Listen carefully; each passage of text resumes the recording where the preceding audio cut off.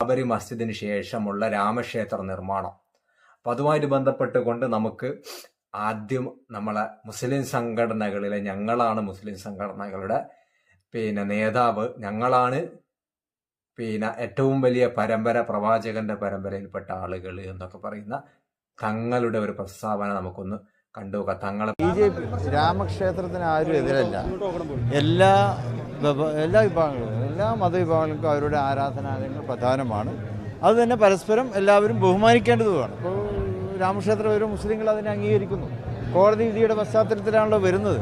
അതിനൊന്നും ആരും എതിരല്ല. പക്ഷേ ഇവിടെ ഈ കോടതി വിധിയെ ബഹുമാനിക്കുന്നു എന്ന് പറയുന്ന ആളുകൾ ശബരിമല വിഷയത്തിൽ കോടതി വിധിയെ ഒരു തലത്തും ബഹുമാനിക്കുകയോ അംഗീകരിക്കുകയോ ചെയ്തിട്ടില്ല. അത് വിശ്വാസികൾക്കെതിരാപ്പോഴും RSSും BJPയും ഉയർത്തുന്ന നിലപാട് തന്നെയാണ് മുസ്ലിം ലീഗിനും അതുമായിട്ട് ബന്ധപ്പെട്ടും തങ്ങൾക്കും ഉള്ളത് എന്ന് കൂടി നമ്മൾ ഈ ഒരു അവസരം